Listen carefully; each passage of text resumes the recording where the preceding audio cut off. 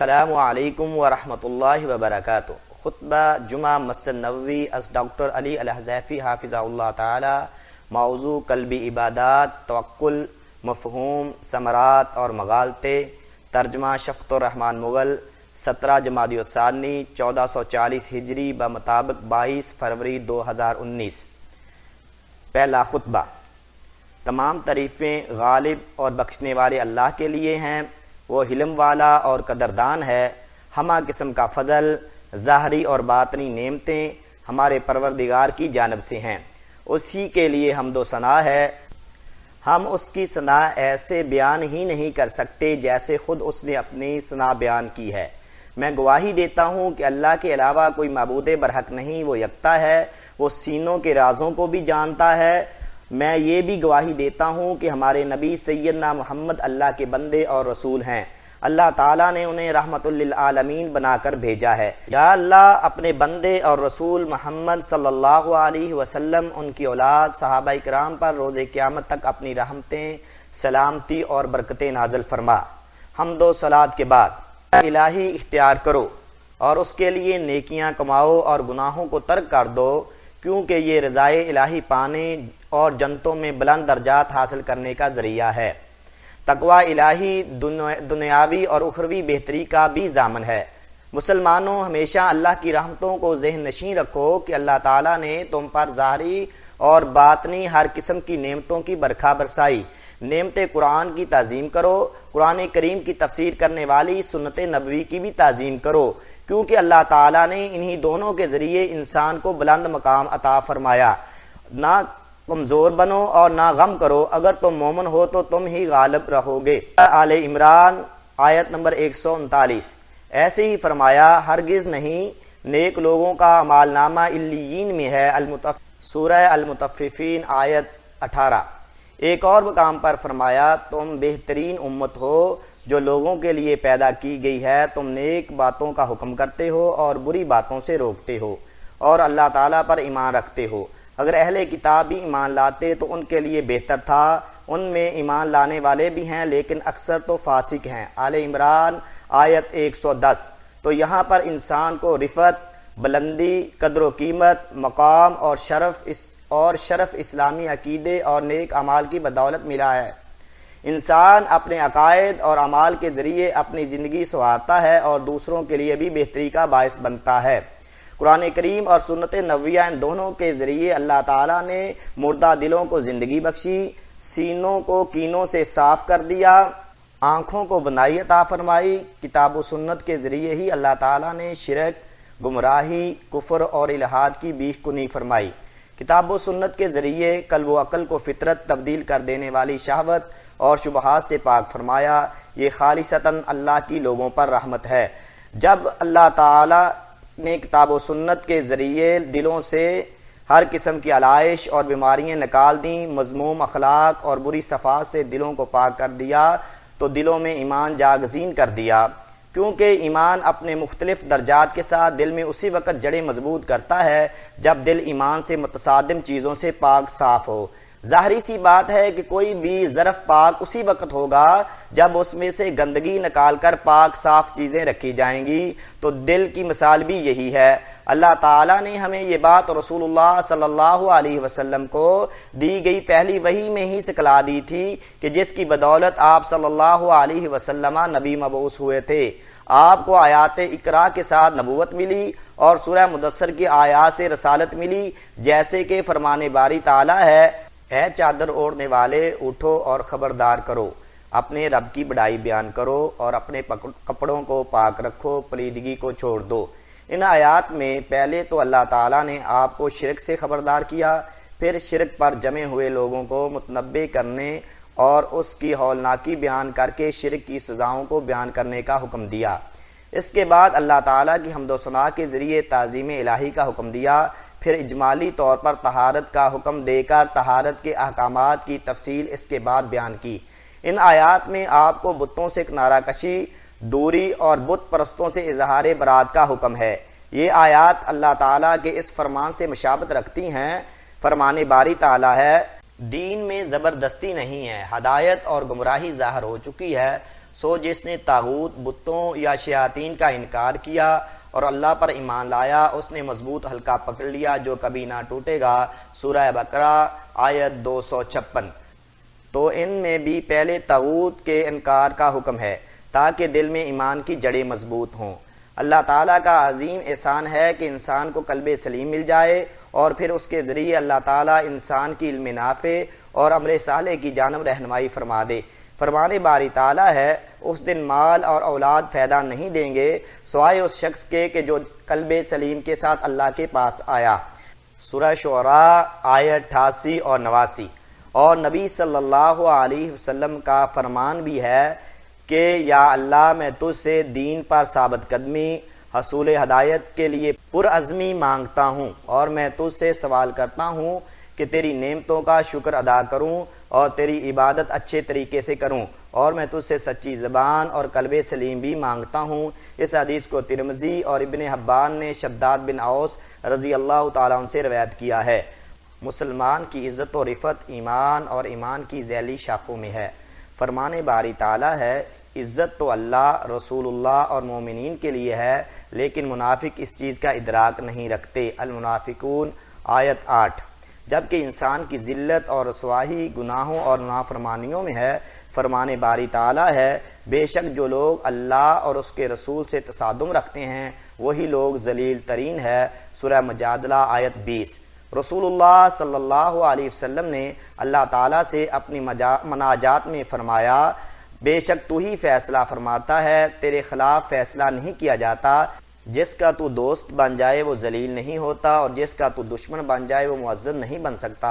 हमारा परवरदिगार तो बाबरकत और बुलंदियों का मालिक है। असहाब सुनन ने इस रवायत को बयान किया है। और नबी सल्लल्लाहु अलैहि वसल्लम से साबित है कि ईमान के 70 से कुछ ज़ायद दर्जे हैं। उनमें से आला तरीन ला इलाहा इल्लल्लाह का इकरार करना और सबसे निचला दर्जा रस्ते से रुकावट दूर करना है। नीज हया भी ईमान का हिस्सा है। बुखारी और मुस्लिम। हमारे परवरदिगार ने जिंदगी हो या मौत हर हालत के लिए मुफीद अमूर को शरीयत में शामिल फरमाया। नीज हमें ऐसे तमाम कामों से रोका जो हमारे लिए नुकसानदा साबित हों, लेकिन हकीकत ये है कि खाल के कायनात को हमारी नेकी से ना तो कोई फायदा पहुंचता है और ना ही हमारी नाफरमानी से उसका नुकसान होता है। फरमाने बारी ताला है, बेशक अल्लाह ताला तमाम जहानों से गनी है। अल-अनकबूत आयत 6। अल्लाह ताला की कुदरत, इल्म, हिकमत, रहमत, फजल, एहसान, जोदो सखा के दलाइल में यह भी शामिल है कि अल्लाह ताला ने मुसलमानों के लिए ऐसी इबादत शरीयत में शामिल की हैं जिनके जरिए कमाल, पकीजगी, तहारत और हुस्न अखलाक के दर्जात अबूर करते हुए उस मकाम तक पहुँच जाएं जो उनके मुकद्दर में लिख दिए गए हैं, ताकि तमाम मुसलमान अपनी जिंदगी में भी खुशहाल रहें और मरने के बाद भी आसूदा जिंदगी पाएं। अल्लाह ताला का फरमान है, जो लोग नमाज कायम करते हैं और हमने उन्हें जो कुछ भी दिया है उसमें से खर्च करते हैं, यही लोग हकीकी मोमिन हैं। इनके लिए इनके रब के यहाँ दर्जात, मगफरत और बाइज्जत रिज़्क है। सूरह अल-अनफाल आयत 3 और 4। तो रब्बे रहीम ने कल्बी आमाल कुरान और सुन्नत में बयान फरमा दिए। मसलन इखलास, यकीन, अरकान ईमान, खौफ और उम्मीद समेत दीगर कल्बी आमाल का जिक्र फरमाया। इसी तरह अल्लाह ताला ने किताब व सुन्नत में बदनी आमाल भी जिक्र फरमाए हैं। मसलन अरकान इस्लाम, अमल बिल मारूफ और नाही अनिल मुनकर और दीगर अफ़ाल जिक्र फरमाए और उन आमाल की दर्जा बंदी भी फरमाई। तो कुर्बे इलाही पाने के लिए सबसे बड़ा अमाल कल्बी अफ़ाल हैं। इन अफ़ाल का हुक्म अल्लाह ताला ने कुरान व सुन्नत में दिया है। कल्बी अमाल दर हकीकत बदनी आमाल की बुनियाद होते हैं। तमाम मुसलमान कल्बी आमाल बजा लाने, उनकी मार्फत और उनसे मुत्तसिफ होने में यकसां दर्जात नहीं रखते। यही वजह है कि सहाबा इकराम रजी अल्लाह ताला अन्हुम कल्बी आमाल के सिलसिले में सबसे आगे थे। इन्हीं कल्बी आमाल में दीगर तमाम अफराद पर फजीलत दी गई। इनके बाद ताबीन कराम का दर्जा आता है। इसकी वजह यह है कि वो उन कल्बी आमाल के मुतल्लक मुकम्मल मार्फत रखते थे, उन पर हकीकी मानों में अमल पैरा थे, इन्हें अरबी जबान पर मुकम्मल अबूर था, नीज व अकीदा तौहीद में भी पुख्ता थे। जैसे कि हसन बसरी राहिमाहुल्लाह कहते हैं, सहाबा इकराम में से अबू बकर की फजीलत बहुत ज्यादा रोज़ों और नमाजों की वजह से नहीं थी, बल्कि ये उनके दिल में करार पाने वाले ईमान की वजह से थी। तो अजीम तरीन और जलील कदर कल्बी अमाल में अल्लाह ताला पर तवक्कुल भी शामिल है। फरमाने बारी ताला है और अल्लाह ताला पर ही तवक्कुल करो अगर तुम मोमिन हो। सूरह माइदा आयत 23। तो अल्लाह ताला पर तवक्कुल करने का इसमें और दीगर आयात में हमें अल्लाह ताला ने हुक्म दिया है, और इसका मतलब यह है कि अपने तमाम अमूर अल्लाह के सुपुर्द कर दें। और इन कुंतुम मोमिनीन सूरह माइदा आयत 23 में तवक्कुल को इंसान के मोमिन होने की शर्त बतलाया है। लिहाजा अगर इंसान का तवक्कुल नहीं तो ईमान भी नहीं। अल्लाह ताला का फरमान है, आसमानों और जमीनों का गायब अल्लाह ही जानता है, तमाम अमूर उसी के सुपुर्द है, तो उसी की बंदगी करें और उसी पर तवक्कुल करें। सूरह हूद आयत 123। इस आयत में अल्लाह ताला ने तवक्कुल को इबादत के मुसावी करार दिया है। तो अब सवाल ये है कि अल्लाह ताला पर तवक्कुल करने का मतलब क्या है। तवक्कुल का ये मतलब है कि दुनिया व आखिरत के तमाम तर अमूर में सदाकत व इखलास के साथ सिर्फ अल्लाह ताला पर मुकम्मल इत्माद हो, इस इत्माद में बिल्कुल भी शक ना हो। इंसान अपने तमाम तर अमूर खालिक रहीम और हर चीज पर कुदरत रखने वाले अल्लाह अज़्ज़ा वजल के सुपुर्द करे और अजमत वाली जात अल्लाह ताला पर तवक्कुल करे, साथ में मुकम्मल कल्बी शऊर रखे। इंसान कुव्वत व हिम्मत से आरी है, नीज वो अल्लाह के फैसलों पर राजी भी होगा। तो जो शख्स तवक्कुल का ये मकाम हासिल कर ले तो उसे अजीम तरीन हदफ हासिल हो जाएगा और अल्लाह ताला इसकी तमाम तर चाहतें पूरी फरमा देगा। अल्लाह ताला इसके मामला संभाल लेगा और वो सालिहीन में शामिल हो जाएगा।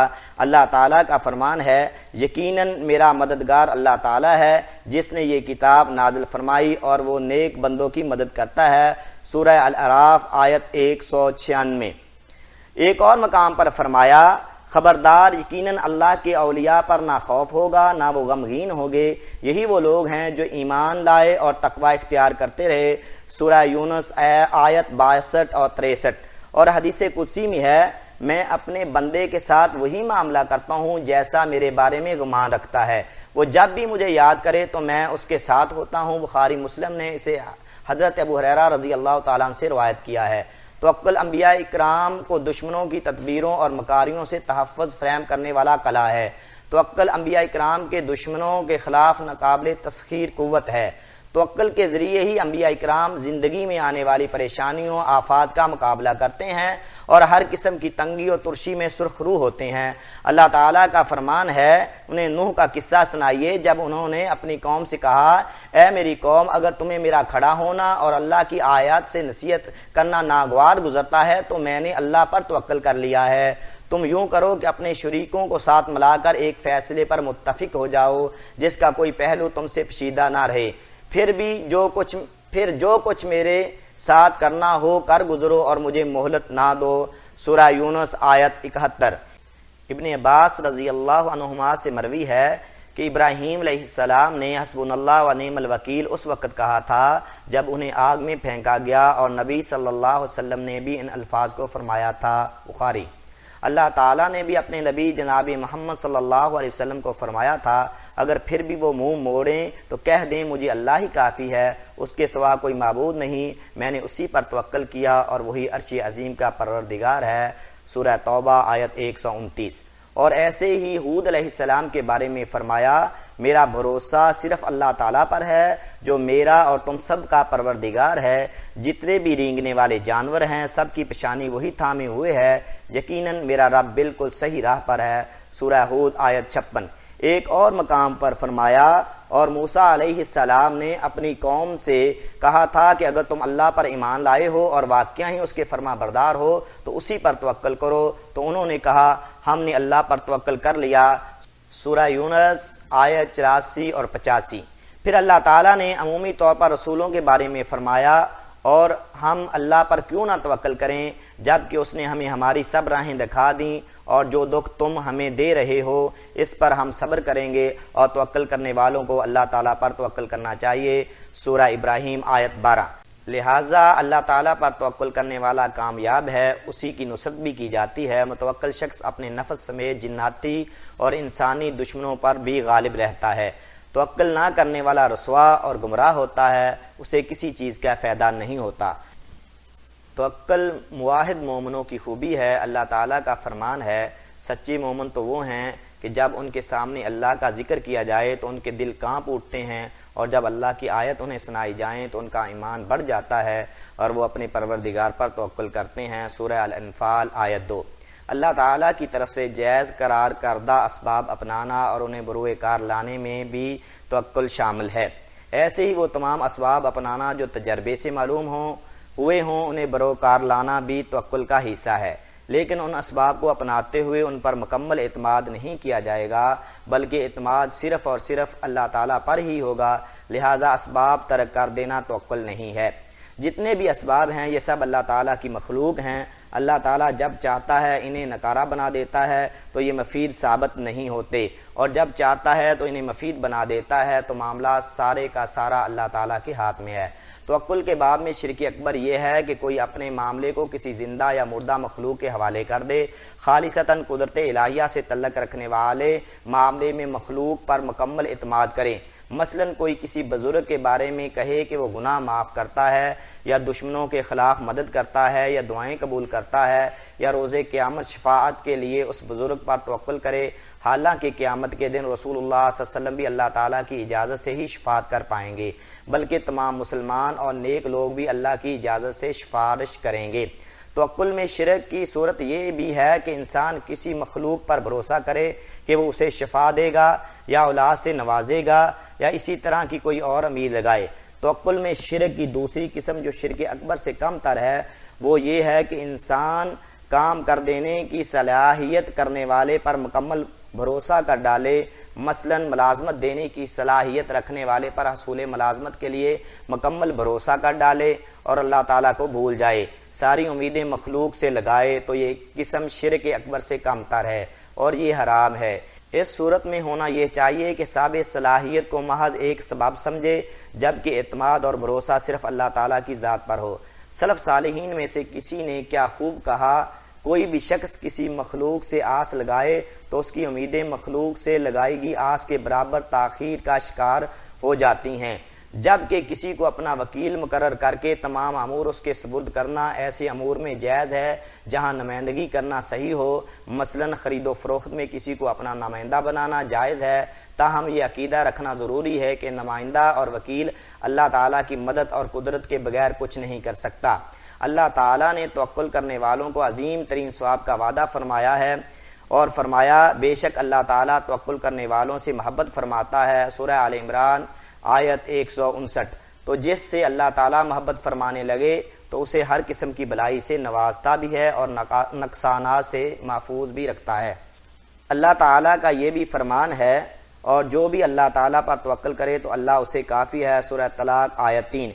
यानी अल्लाह ताला मुतवक्किल शख्स की परेशानियों और गमों को दूर करने के लिए काफ़ी है। अल्लाह ताला मुतवक्किल शख्स की मौत व हयात के सब अमूर सवाब देता है। ये बहुत बड़ा अजर व सवाब है। अल्लाह ताला ने इतना बड़ा अजर तवक्कुल के अलावा किसी इबादत के लिए जिक्र नहीं फरमाया। तवक्कुल की फजीलत में यही एक शरफ काफ़ी है। इमाम अहमद, इब्न माजा और नसाई रहमहुल्लाह ने अबू ज़र रज़ी अल्लाह तआला अन्हु से रवायत बयान की है कि रसूलुल्लाह सल्लल्लाहु अलैहि वसल्लम ने आयत तलावत की और फरमाया अगर लोग सिर्फ इसी आयत को ही थाम लें उनके लिए काफ़ी हो जाए। और इब्न अब्बास रज़ी अल्लाह तआला अन्हुमा से मरवी है कि नबी सल्लल्लाहु अलैहि वसल्लम ने फरमाया जिस शख्स को मजबूत तरीन आदमी बनना पसंद हो वो अल्लाह ताला पर तवक्कुल कर ले। इस रवायत को अब्द बिन हुमैद ने रवायत किया है। अल्लाह ताला का फरमान है और उस ज़ात पर तवक्कुल कीजिए जो हमेशा से ज़िंदा है और उसे कभी मौत नहीं आएगी। उसकी हमद के साथ उसकी तस्बीह कीजिए, वो अपने रब के गुनाहों की, अपने बंदों के गुनाहों की खबर रखने के लिए काफ़ी है। अल फुरकान आयत 58। अल्लाह ताला मेरे और आप सब के लिए कुरान करीम को खैर बरकत वाला बनाए, मुझे और आप सब को उसकी आयात से मुस्तफ़ीद होने की तौफीक दे और हमें सैयदुल मुरसलीन की सीरत और ठोस अहकामात पर चलने की तौफीक दे। मैं अपनी बात को इसी पर ख़त्म करता हूँ। अल्लाह ताला से अपने और तमाम मुसलमानों के गुनाहों की बख्शिश चाहता हूँ, तुम भी उससे गुनाहों की बख्शिश मांगो। दूसरा खुतबा। तमाम तरीफ़ें अल्लाह रब्बुल आलमीन के लिए हैं, वो बहुत मेहरबान है, नहायत रहम करने वाला है।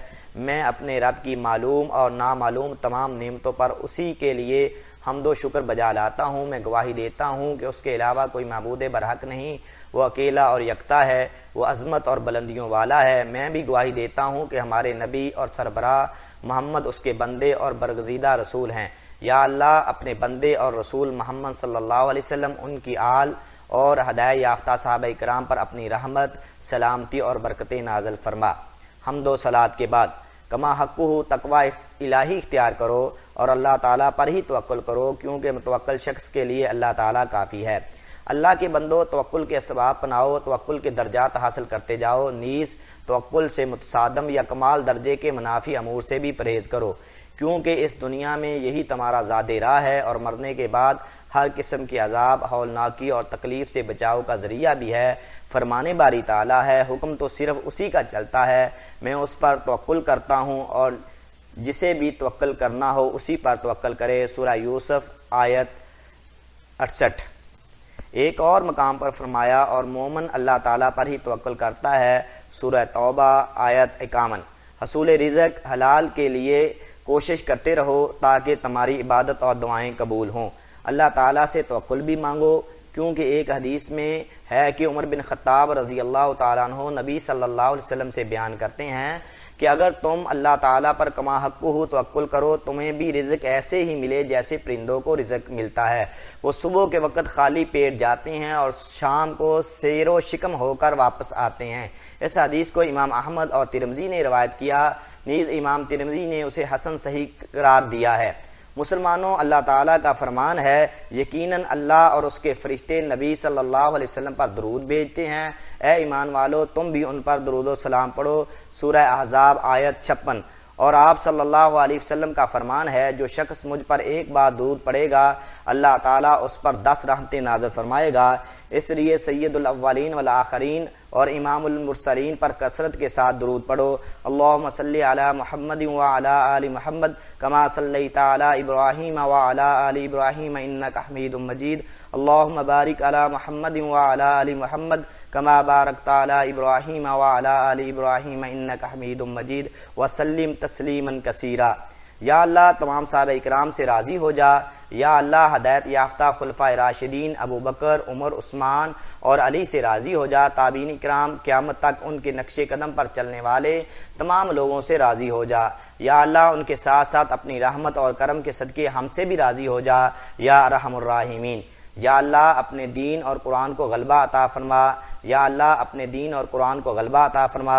या अल्लाह, तेरे पसंदीदा दीन को गालिब फरमा। या अल्लाह, दीन इस्लाम को गालिब फरमा, चाहे काफरों को कितना ही नागवार गुजरे। या रब्बुल आलमीन, बेशक तो हर चीज़ पर कादिर है। या अल्लाह, दीन इस्लाम को पूरी कायनात में फैला दे। या अल्लाह, दीन इस्लाम को तमाम तर अदियान पर गालिब फरमा दे, बेशक तो हर चीज़ पर कादिर है। या अल्लाह, तेरे वादे सच्चे हैं और तू ही अहकमुल हाकिमीन है। या अल्लाह, इस्लाम और मुसलमानों को गालिब फरमा। या अल्लाह, इस्लाम और मुसलमानों को गालिब फरमा। या अल्लाह, इस्लाम और मुसलमानों को गालिब फरमा। या अल्लाह, शिरक और मुशरिकीन को ज़लील और रसवा फरमा। या अल्लाह, कुफर, कुफार और मुनाफिकीन को जलील कर दे। या रब्बुल आलमीन, या अल्लाह, अपने और दीन इस्लाम के दुश्मनों को तबाह व बर्बाद फरमा दे। या ज़ल जलाली वल इकराम। या अल्लाह, सब मामलात का इंजाम कार बेहतरीन फरमा। या अल्लाह, हमें दुनिया की रसवाई और आखिरत के अजाब से महफूज फरमा। या अल्लाह, मकरूज मुसलमानों के कर्जे चुका दे। या अल्लाह, मकरूज मुसलमानों के कर्जे चुका दे। या अल्लाह, मुसलमान बीमारों को शिफा याब फरमा। या रब्बुल आलमीन, या अल्लाह, हमें और हमारे औलादों को इब्लीस, शयातीन, शैतानी चेलों और लश्करों से पनाह अता फरमा।